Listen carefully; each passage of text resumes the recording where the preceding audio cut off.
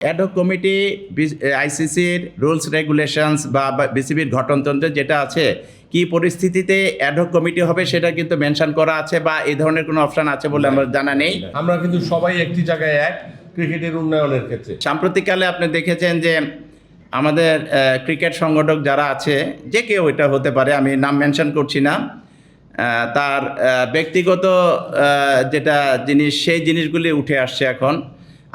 আমরা বলবো যে এই ক্রিকেটের সাথে যারা সংশ্লিষ্ট তারা ক্রিকেট নিয়ে যদি কোনো মানে অপরাধ বা কোনো কিছু করে থাকে সেটাই এখানে প্রাধান্য পাবে। ব্যক্তিগত জিনিসগুলি ক্রিকেটের সাথে না মিলালে হয়, 1 নাম্বার। 2 নাম্বার জিনিস হলো আপনারা যে নির্বাচন নিয়ে যে একটা ষড়যন্ত্র হচ্ছে সেটা জানতে চেয়েছেন। সেটা হলো সাম্প্রতিককালে বিভিন্ন জায়গায় আমরা জানতে পেরেছি যে অ্যাডহক কমিটি করে একটি বোর্ড পরিচালনার একটি পরিকল্পনা চলছে।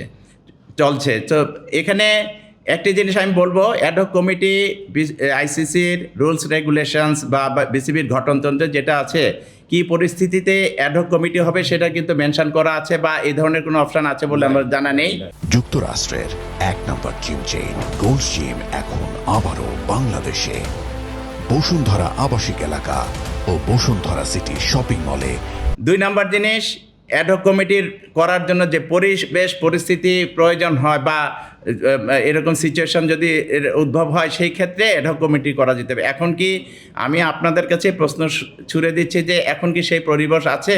অবশ্যই নাই। আমরা চাই একটি সুন্দর নির্বাচন, সুতরাং আমরা নির্বাচনটা চাই। যারা অ্যাডহক কমিটি গঠনের পরিকল্পনা করছে তারাই ষড়যন্ত্র করছে, তারাই ক্রিকেটকে কলুষিত করার চেষ্টা করছে, সেটাই আমরা এখানে বলতে চাই।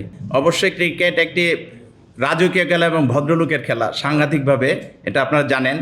তো আমরা চাই না যে এরকম কাদা ছুড়াছুড়ি হোক। এটা যার যার ক্লাব, এখানে ক্লাব সংগঠক আছে, তারা কিন্তু ক্লাবে আসে কিছু নিতে নয়, দিতে। সুতরাং এখানে সবাই এটা একটি প্রেস্টিজিয়াস ইস্যু মনে করে ক্রিকেট বোর্ডের সাথে কাউন্সিলর হওয়া বা ক্রিকেট বোর্ডে থাকা। সুতরাং এটার জন্য কিছুটা প্রতিদ্বন্দ্বিতা থাকতে পারে, কিন্তু কাদা ছুড়াছুড়িটা আমরা পছন্দ করি না। আমরা চাই যে যারা যেই ক্লাবে সাথে সংশ্লিষ্ট আছে সেখানে ক্লাবের যোগ্য যে সংগঠক আছে তারাই কাউন্সিলর হয়ে আসবে এবং তারাই পরবর্তীতে বোর্ড ডিরেক্টর হিসেবে প্রতিদ্বন্দ্বিতা করবে, এটা আমরা চাই। সুতরাং এই কাদা ছোড়াছুড়ি যাতে না হয় সেটাও আমরা রিকোয়েস্ট করছি, এটা যাতে বন্ধ হয়।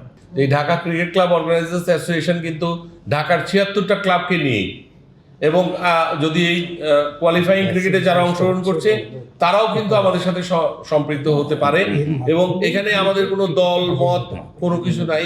এবং আমাদের জানা মতে আমাদের ভিতরে ওই ধরনের কাদা ছোড়াছুড়ি আসলে নাই। আমরা কিন্তু সবাই একটি জায়গায় এক ক্রিকেটের উন্নয়নের ক্ষেত্রে।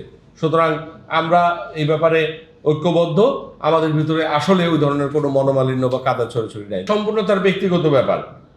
উনি দীর্ঘদিন যাবৎ ক্রিকেটকে সার্ভ করে আসছেন, 30 বছর যাবৎ উনি ক্রিকেটের সাথে আছেন। তার আগে ওনার খেলোয়াড়ি জীবন আপনারা জানেন। তো এটা ওনার সম্পূর্ণ ব্যক্তিগত ব্যাপার। উনি ওনার সেই ব্যক্তিগত প্রশ্নের উত্তর দিতে পারবে। উনি আপনাদের কাছেই হয়তো অনেকের কাছে বলেছেন যে উনি আর ইচ্ছুক না, হয়তো নিশ্চয়ই কোনো তার ব্যক্তিগত কারণ আছে। সেটা কাদা ছোড়াছড়ির কারণে হোক, কাদা ছোড়াছড়ি না, আমি বলবো অন্য কোনো কারণেও হতে পারে। আসলে নির্বাচন তো বর্তমান গঠনতন্ত্র অনুযায়ী হতে হবে, কারণ এই গঠনতন্ত্র হয়তো পরিবর্তনের প্রয়োজন থাকতে পারে। সেটার জন্য এক্সট্রাঅর্ডিনারি জেনারেল মিটিং বা জেনারেল মিটিং প্রসিডিওর ফলো করে এটা চেঞ্জ করতে হলে সবার মতামত দিয়ে করতে হবে। এটা হুট করে কোনো নির্বাচনের পূর্বে কেউ ইচ্ছা করলেই এনএসসি কিংবা ক্রিকেট বোর্ড এটা চেঞ্জ করার ক্ষমতা রাখে না, আপনি খুব ভালো করে জানেন। সুতরাং এটা যদি কোনো পরিবর্তনের প্রয়োজন হয়, আমরা নিশ্চয়ই ইলেকশনের পরে, নির্বাচনের পরে আমরা বোর্ডের কাছে বা বলবো যে যেটা প্রয়োজনীয় সংস্কার করা দরকার সেটা অবশ্যই করা হবে। আসলে বানচালের যে কথাটা এসেছে এটা আসলে উড়ো খবর। বিভিন্ন আমাদের ক্রিকেট বোর্ডের গতকালকে কর্মচারী তারাও কথা বলতেছে যে বোর্ড ভেঙে যাচ্ছে, এই হচ্ছে, এডহক কমিটি হচ্ছে, বিভিন্ন ধরনের কথা। এটা উড়ো খবর। এটা আমরা জানি না কোন পক্ষ করছে বা কে করছে। এটা বরঞ্চ আমি বলবো যে মিডিয়ার ভাইয়েরাই হয়তো আরো বেশি জানেন আমাদের চাইতে।